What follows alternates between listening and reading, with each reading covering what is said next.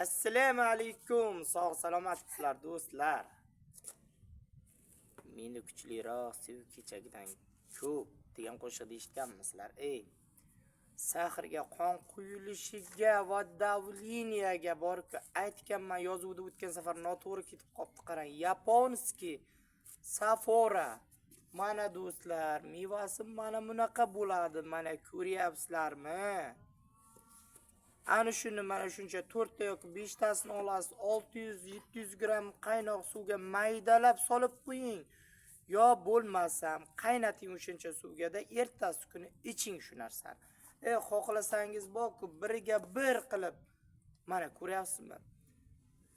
Toza spirtga solib qo'ying, bir 15 kun tursin, sizdirib olib, shuni tomchida, ya'ni 10-15 tomchidan 2-3 mahal suv bilan iching.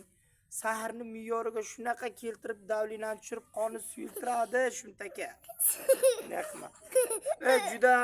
Juda ham zo'r natija beradi, xudo xolasa borku. Sinovdan o'tgan vosita bu.